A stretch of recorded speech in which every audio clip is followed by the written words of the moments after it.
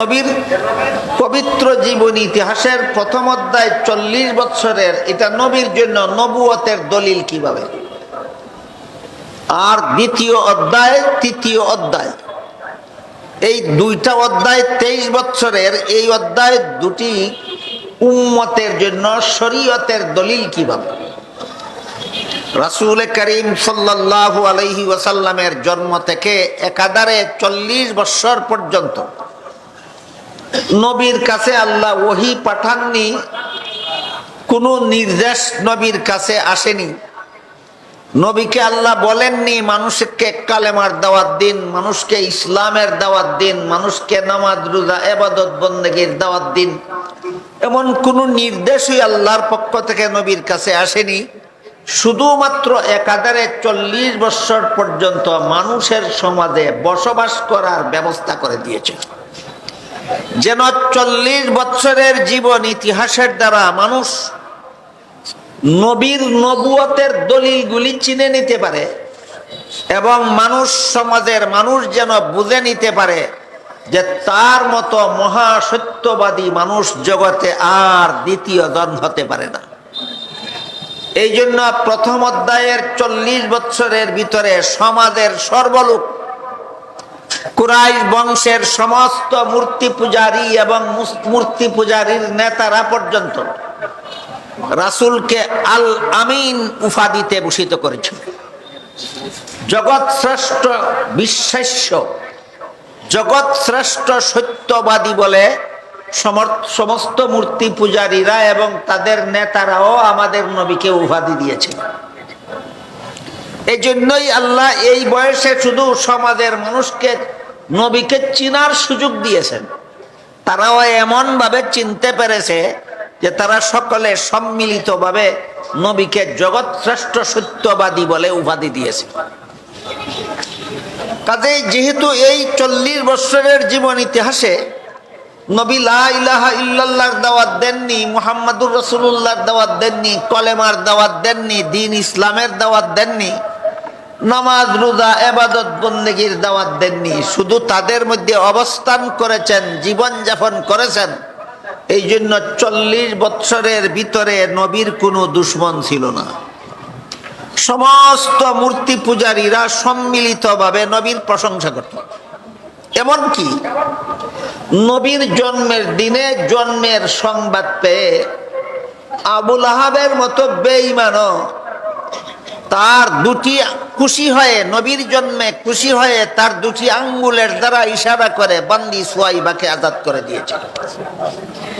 অথচ এই আবু লাহাব যখন 40 বছরের পরবর্তী জিন্দেগি শুরু হয়, যখন আল্লাহর হুকুমে নবী দ্বীনের দাওয়াত দেওয়া শুরু করেন, তখন একদিন এক ঘটনা প্রসঙ্গে আবু লাহাব নবীকে গালি দিয়ে বলেছিল, তাব্বাল্লাকা সাইরাল ইয়াউম আলিহাযা দাওতানা। হে মুহাম্মদ, লা ইলাহা ইল্লাল্লাহর দাওয়াত দেওয়ার জন্য আমাদেরকে ডেকে একত্র করেছো, আমাদের সময় নষ্ট করেছো, তোমার সারা দিন ধ্বংস হোক। এবং পাথর হাতে নিয়ে নবীর মাথায় মারতে উদ্যত হইল। ঘটনা বুঝে থাকলে বলুন, 40 বছর পর্যন্ত আবু লাহাব, আবু জাহাল নামের বেঈমানেরা নবীর উপর হামলা করেছিল না দ্বীনের দাওয়াত শুরু হওয়ার পরে? দ্বীনের দাওয়াত শুরু হওয়ার পরে।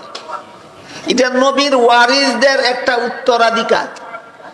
যেভাবে নবী যখন থেকে দ্বীনের দাওয়াত শুরু করেছেন তখন শত্রুরা পাথরের আঘাত করেছে, কিয়ামত পর্যন্ত যারা এই নবীর দেওয়া দ্বীন হেফাজতের জন্য দ্বীনের দাওয়াত দিবেন, এদেরকেও নবীর শত্রুরা পাথরের আঘাত করতে বাধ্য। এজন্য হাদিস শরীফে রাসূল করিম সাল্লাল্লাহু আলাইহি ওয়াসাল্লাম বলেন, আসাদ্দুন নাসি বালাআনিল আম্বিয়া সুম্মাল আমসাল ফাল আমসাল। দুনিয়াতে নবীগণ সবচেয়ে বেশি বিপদ আপদের সম্মুখীন হয়েছেন, আর নবীগণের পরে যারাই নবীগণের পথে যত বেশি অগ্রসর হবে তারা ততই শত্রুদের মাধ্যমে বিপদে আক্রান্ত হবে। এটা নবীর উম্মতের জন্য নবীর সুন্নত। নবীও শত্রুর হাতে পাথরের আঘাত খেয়েছেন, উম্মত যদি নবীর দ্বীন প্রচারের কাজ করে নবীর শত্রুদের হাতে উম্মত পাথরের আঘাত খাবে, এইটাই নবীর ওয়ারিস হওয়ার আলামত। এই আবু লাহাব যিনি যে নবীর জন্মের দিন খুশি হয়ে বান্দি আজাদ করে দিয়েছিল, সে যখন নবী দ্বীনের দাওয়াত দেওয়া শুরু করলেন, পাথর হাতে নিয়ে নবীর মাথায় মারতে উদ্যত হল আর বলতে লাগলো, তাব্বাল্লাকা সাইরাল ইয়াউম আলিহাযা দাউতানা। হে মুহাম্মদ, এই কাজের জন্য আমাদেরকে ডেকে সময় নষ্ট করলে তোমার সারা দিন ধ্বংস হোক। প্রতিবাদে আল্লাহ পবিত্র কুরআনের সূরা লাহাব নাযিল করে বলেন, তাব্বাত ইয়াদা আবি লাহাবি ওয়া তাব্বা। আমার নবীর সারা দিন ধ্বংস হবে না, আবু লাহাবের ইহকাল পরকাল ধ্বংস হবে। মা আগনা আনহু মালুহু ওয়া মা কাসাব। আবু লাহাবকে ধ্বংসের হাত থেকে তার সম্পদ এবং সন্তান কেউই রক্ষা করতে পারবে না। সায়াসলা নারান যাতা লাহাব। আবু লাহাবকে জাহান্নামের শিখাময় আগুন দিয়ে জ্বালিয়ে চিরকাল শাস্তি দেওয়া হবে। তাহলে নবীর সাথে আবু লাহাবের বিরোধ ছিল জন্মের দিন না 40 বছর পর? 40 বছরের ভিতরে বিরোধ সৃষ্টি হইল না কেন? দ্বীনের দাওয়াত দিছেন না, এই জন্য আবু লাহাব আবু জাহালদের কোনো শত্রুতামি নবীর সাথে 40 বছর পর্যন্ত ছিল না। যখন 40 বছর পরে আল্লাহর হুকুমে দ্বীনের দাওয়াত দিতে বের হলেন, তখন ওই এরা শত্রু হয়ে নবীর উপর আঘাত করা শুরু করল। এইরকম দ্বিতীয় অধ্যায়, সিরাতুন নবীর দ্বিতীয় অধ্যায়, 13 বছরের মক্কি জিন্দেগিতে একবার নবী মক্কা শরীফ থেকে কয়েক মাইল দূরে তায়েফ গেলেন, তায়েফের বাসিন্দাকে দ্বীনের দাওয়াত দেওয়ার জন্য। তায়েফের বাসিন্দারা নবীর দাওয়াত তো গ্রহণ করলই না, বরং নবী নিরাশ হয়ে মক্কার পথে ফিরার সময় পিছন দিক থেকে দল বেঁধে বৃষ্টির মতো পাথরের ঢল নিক্ষেপ করলো নবীর শরীরের উপর। শত্রুদের পাথরের ঢিলের আঘাতে আঘাতে নবীর শরীর জখম হয়ে রক্তে লাল হয়ে গেল। এক সময় নবী ক্লান্ত হয়ে একটি গাছের ছায়ায় বসে পড়লেন। আল্লাহ পাক রব্বুল আলামিন সাথে সাথে জিবরিল ফেরেশতাকে নবীর কাছে পাঠালেন। বললেন, আমার নবীকে গিয়ে বলো, বেঈমানেরা নবীর সাথে যে বেয়াদবি করেছে আমি আল্লাহ তো দেখেছি, তিনি যদি প্রতিশোধ চান তাহলে তায়েফের 2 প্রান্তের 2 পাহাড়কে একত্র করে আমি সমস্ত তায়েফবাসীকে নিষ্পেষিত করে দেব। জিবরিল ফেরেশতা আল্লাহর পক্ষ থেকে আসলেন, নবীকে আল্লাহর সংবাদ দিলেন, আপনি যদি প্রতিশোধ চান তাহলে আল্লাহ তায়েফের 2 প্রান্তের 2 পাহাড়কে একত্র করে তায়েফবাসীকে নিষ্পেষিত করে দেবেন। জবাবে নবী বলেন, আল্লাহুম্মা হদি কওমি ফাইন্নাহুম লা ইয়ালামুন। হে আল্লাহ, এদেরকে ধ্বংস করে দিবেন না, এদেরকে হেদায়েত দান করো। এইটাই নবীর চরিত্র, আর ওইটাই আবু লাহাবদের চরিত্র। যারা মার খাইয়াও হেদায়েতের দোয়া করে, এরা নবীর আদর্শের অনুসারী। যারা মার খাইয়াও হেদায়েতে, যে মারে তার জন্য হেদায়েতের দোয়া করে, তারা নবীর আদর্শে আদর্শবান, তারা সত্যিকারের নায়েবে নবী, ওয়ারাসাতুল আম্বিয়া। আর দ্বীনের দাওয়াতের কারণে যারা মারে, ওই যুগে তারা ছিল নবীর দুশমন, এই যুগে এরা হবে নবীর উম্মতের দুশমন। দুশমনের জন্য নবী ধ্বংসের বদদুয়া না করে হেদায়েতের দোয়া করেছেন। আমরাও নবীর দাওয়াতের আয়োজন করলে যারা দুশমনি করে, আমরা নবীর খাঁটি ওয়ারিস হতে চাই, নবীর উত্তরসূরি হতে চাই, নবীর আদর্শে আদর্শবান হতে চাই। তায়েফের ঘটনাকে স্মরণ করে আমরাও যারা বিরুদ্ধাচরণ করে, যারা সিরাতুন নবীর আলোচনা বন্ধ করতে চায়, আমরা আল্লাহর কাছে এদের জন্য হেদায়েতের দোয়া করি। এটা আমাদের নবীর শিক্ষা, নবীর আদর্শ। গেল 40 বছরের জীবন ইতিহাস। এই জীবন ইতিহাসের ভিতরে কেউ নবীর দুশমন ছিল না, বিরুদ্ধাচরণকারী ছিল না, কেউ আঘাতকারী ছিল না। সবাই নবীর গুণ গাইতো, সবাই নবীর প্রশংসা করত। নবীর জন্মদিনে নবীর বড় দুশমন আবু লাহাব আনন্দিত হয়ে বান্দি আজাদ করে দিয়েছিল। 40 বছর পরে সিরাতুন নবীর দ্বিতীয় অধ্যায় শুরু হয়। দ্বিতীয় অধ্যায় 13 বছরের। এই 13 বছর নবী মক্কা নগরীতে অবস্থান করেই সমাজের মানুষকে দ্বীনের দাওয়াত দিয়েছেন। আর দীর্ঘ 13টি বছর পর্যন্ত তারা নবীকে এবং নবীর অনুসারীকে লুম হর্ষক জুলুম অত্যাচার চালিয়ে গেছে। এমন জুলুম অত্যাচার চালিয়ে গেছে তা বর্ণনাতীত। যেমন একদিন নবী বাজারে গিয়া বাজারের মানুষকে দাওয়াত দিলেন, ইয়া আইয়ুহান নাস কুলু লা ইলাহা ইল্লাল্লাহু তুফলিহু। হে লোক সকল, তোমরা লা ইলাহা ইল্লাল্লাহ স্বীকার করো, তোমাদের জীবন সফল হয়ে যাবে। এমত অবস্থায় আবু জাহালও দলবল নিয়ে বাজারে গেল। বাজারে গিয়া একদিকে নবী বলেন লা ইলাহা ইল্লাল্লাহ স্বীকার করো, জীবন সফল হয়ে যাবে। অপরদিকে আবু জাহাল বাজারের লোকদেরকে বলতে লাগলো, হে বাজারের লোকেরা, মুহাম্মাদের কথা শুনবে না, মুহাম্মদ পাগল। মুখ বরাবর বলে দিছে মুহাম্মদ পাগল। নবী প্রতিবাদে গেলেন না, প্রতিশোধে গেলেন না, নবী দাওয়াত দিতেই লাগলেন। তখন আবু জাহাল দলবল নিয়ে নবীর গায়ে থুক নিক্ষেপ করা শুরু করলো। এর দ্বারাও যখন নবীকে দ্বীনের দাওয়াত থেকে ফিরাতে পারলো না, থুকে বেজার শরীরের মধ্যে রাস্তার বালু নিক্ষেপ করতে লাগলো। এর দ্বারাও যখন নবীকে দাওয়াত থেকে ফিরাতে পারলো না, নবীর গলায় গামছা বেঁধে রাস্তায় ফেলে বাজারের অলিতে গলিতে টানা হেঁচড়া করলো।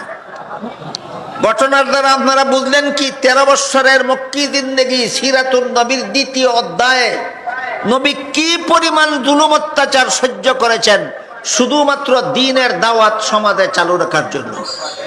কিয়ামত পর্যন্ত এভাবেই যারা নবীর দ্বীন জারি করার জন্য দাওয়াত দেওয়ার কাজ করলে, যারা জুলুম অত্যাচার করে, বিরোধিতা করে, প্রতিবন্ধকতার সৃষ্টি করে, হামলা করে, এরার হামলা সহ্য করে এই নবীর সত্যিকারের ওয়ারিস যারা, তারা কিয়ামত পর্যন্ত নবীর দ্বীনের দাওয়াত চালিয়েই যাবেন। কিয়ামত পর্যন্ত চিহ্নিত হয়ে থাকবে একদল মানুষ নবীর দলের কাজ করে আর একদল মানুষ নবীর দুশমনের দলের কাজ করে। নবীর দলের কাজ করে কারা? নবীর দ্বীনের দাওয়াত মার খেয়েও প্রতিবন্ধকতা সত্ত্বেও চালু রাখে যারা, এরা নবীর দলের লোক।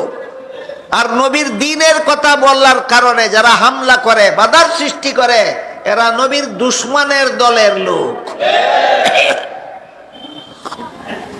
এই অবস্থায় দীর্ঘ 13টি বৎসর পর্যন্ত একতরফা জুলুম অত্যাচার সহ্য করে নবী মক্কা শরীফে দ্বীনের দাওয়াত চালু রাখার কারণে মুষ্টিমেয় যে কিছু সংখ্যক মানুষ ইসলাম গ্রহণ করেছিল, তাদের মধ্যে একজনের নাম ছিল হযরত খাব্বাব রাদিয়াল্লাহু তাআলা। কেন তিনি নবীর দ্বীন গ্রহণ করলেন? এই কারণে শত্রুরা লোহার শলা আগুনে পুরাইয়া লাল করিয়া হযরত খাব্বাবের গায়ে চাপা দিয়া ধরে রাখছে। চিন্তা করে দেখেন, নবীর দ্বীন গ্রহণ করার কারণে শত্রুরা কি পরিমাণ জুলুম অত্যাচার করেছিল। আরেকজন মহিলার নাম ছিল সুমাইয়া রাদিয়াল্লাহু তাআলা আনহা। তিনি কেন নবীর দাওয়াত গ্রহণ করলেন? এই অপরাধে মক্কার শীর্ষ সন্ত্রাসী আবু জাহাল নিজের হাতে বর্ষা নিয়া হযরত সুমাইয়া রাদিয়াল্লাহু আনহার লজ্জাস্থানে আঘাত করে শহীদ করেছিল। কিন্তু কোনদিন নবী প্রতিশোধ নিতে যাবেন দূরের কথা, প্রতিবাদও করেননি, টু শব্দটাও করেননি, নীরবে সহ্য করেছেন আর আল্লাহর কাছে দোয়া করেছেন, আল্লাহুম্মা হদি কওমি, আল্লাহ আমার জাতিকে হেদায়েত দান করো। দ্বীনের দাওয়াত এত সোজা না, এত সস্তা না। এইভাবে মার খেতে হয়, তারপরে ধৈর্য ধারণ করতে হয়। আর যারা মারে এমন শত্রুদের জন্য আল্লাহর কাছে হেদায়েতের দোয়া করতে হয়। যেমন তেমন ধৈর্যের কথা নয়, এটা নবীর আদর্শ।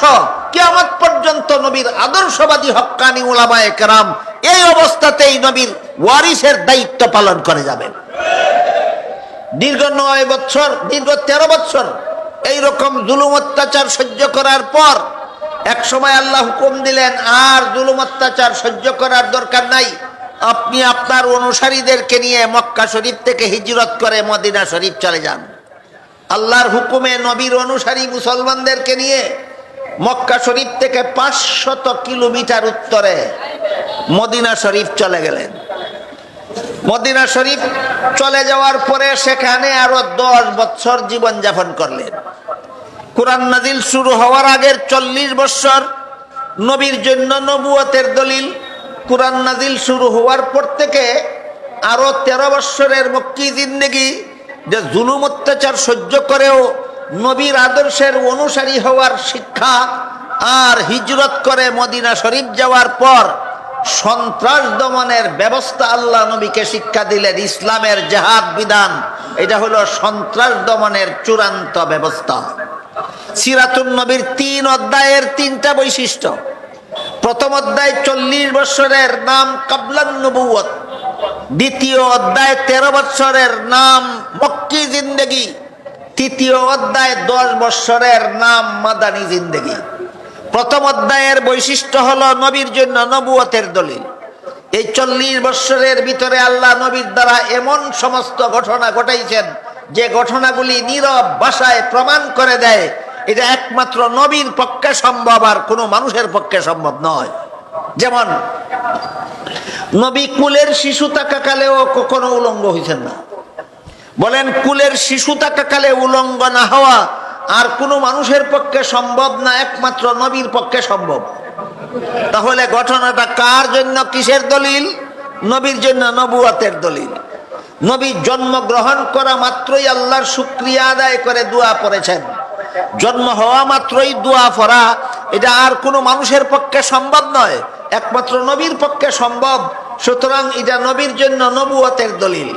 নবী মায়ের গর্ভ থেকে খতনাকৃত অবস্থায়, নার কাটা অবস্থায় ভূমিষ্ঠ হয়েছিলেন, এটাও আর কোনো মানুষের পক্ষে সম্ভব নয়, একমাত্র নবীর পক্ষে সম্ভব। সুতরাং এইটা উম্মতের জন্য যদি শরীয়তের দলিল হইতো তাহলে এই ঘটনা উম্মতে অনুসরণ করতে হইতো। উম্মতের ক্ষমতাই নাই এই ঘটনা পালন করার, অনুসরণ করার। এই ঘটনা উম্মতের জন্য শরীয়তের দলিল নয়, ঘটনাটা নবীর জন্য নবুয়তের দলিল।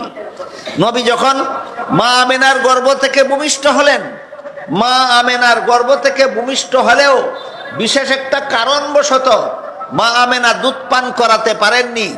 দুধ মা হালিমা সাদিয়া নবীকে দুধ পান করাইছেন। বুঝে থাকতে বলুন তো, হালিমা আমেনার ছেলেকে দুধ পান করাতে পারবেন নিজের কোনো সন্তান হইলে না না হইলে? হইলে। হালিমারও এক দুধ পানকারী শিশুর ছেলে ছিল, তাই হালিমা নিজের ছেলেকেও দুধ পান করাইতেন, আমেনার ছেলেকেও দুধ পান করাইতেন। তাহলে হালিমার দুধ পানকারী শিশু এখন কজন? 2 জন।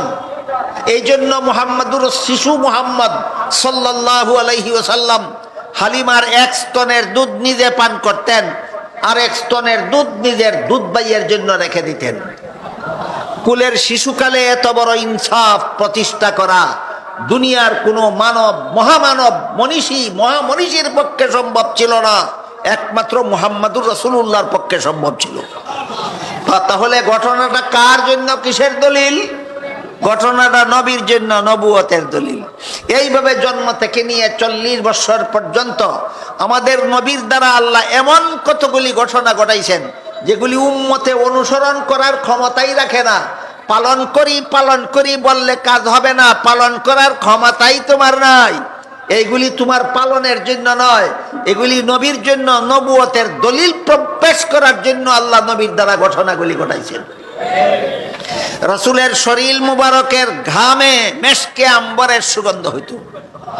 এই জন্য রাসূল কোন রাস্তা দিয়া গেলে যদি লোকে খুঁজত তিনি কোন রাস্তা দিয়া গেলেন, তাহলে যেই রাস্তার বাতাসের মধ্যে আতরের সুগন্ধ পাওয়া যেত, লোকে বুঝতে পারতো নবী এই রাস্তা দিয়ে গেছেন, কারণ নবীর ঘামের মধ্যেই আতরের সুগন্ধ হয়।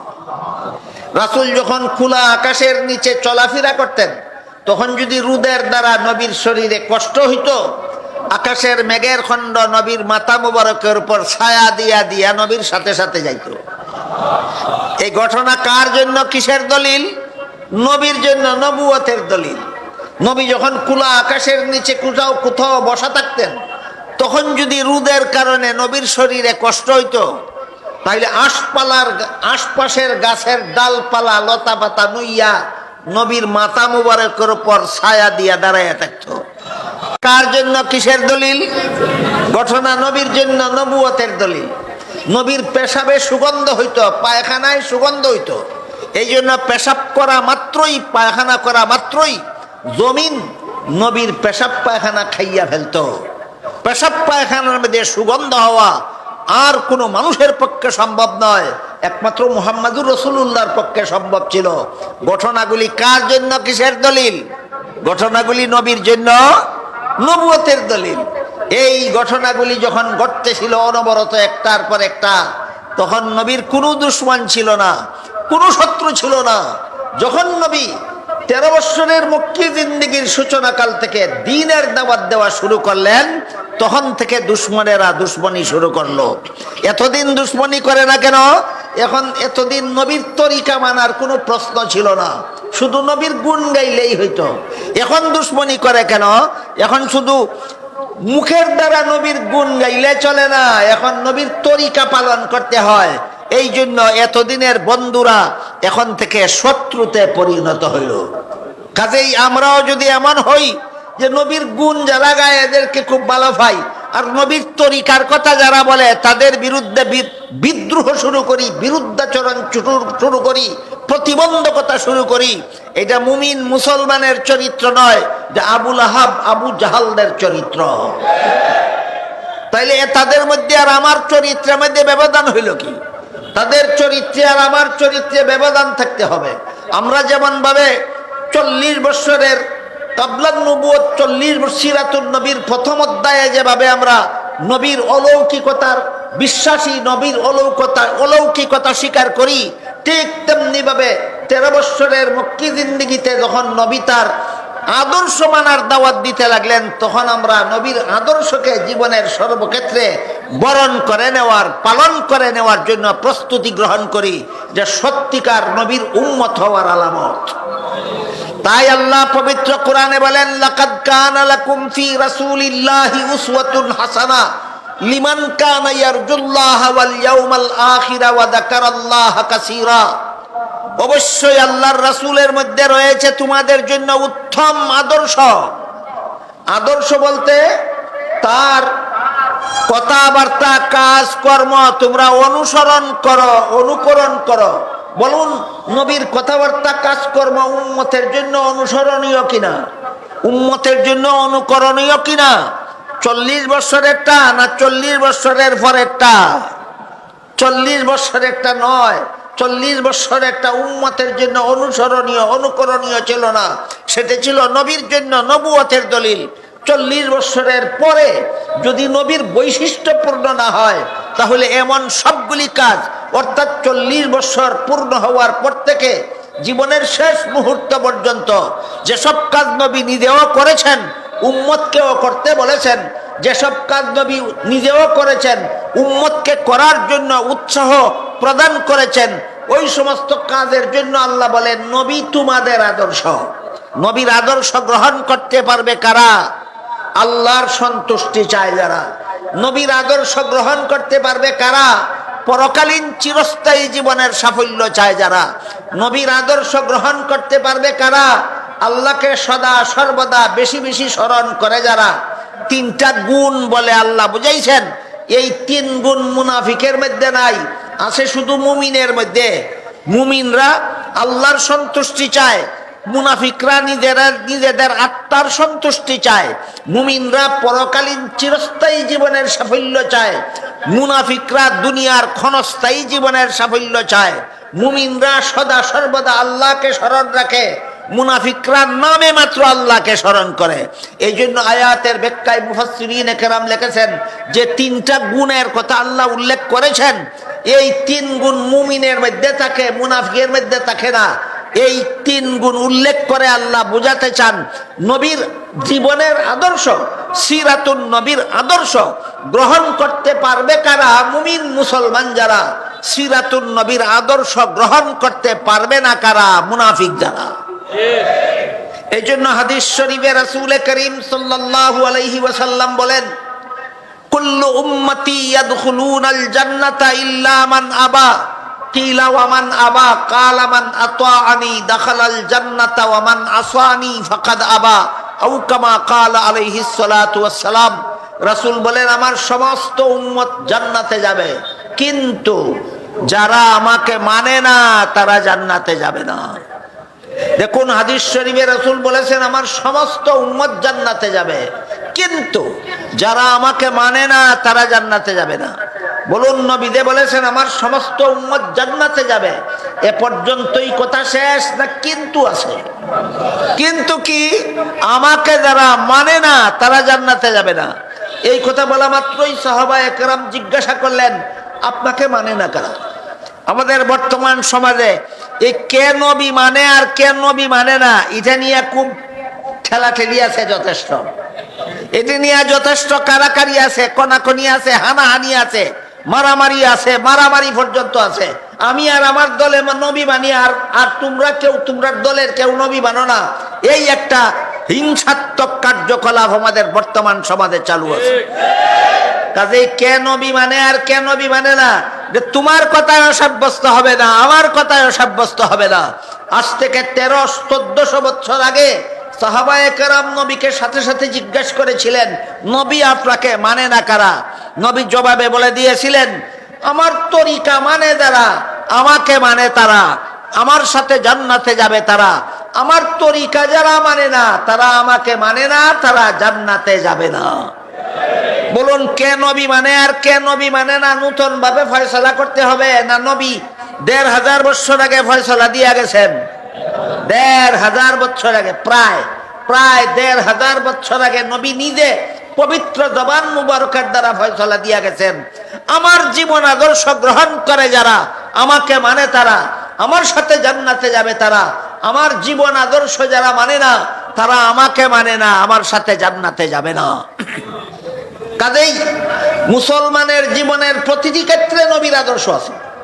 মুসলমানের জীবনের প্রত্যেকটা কাজকর্মের মধ্যে নবীর আদর্শ আছে, যেগুলিকে এক কথায় নবীর সুন্নত বলা হয়।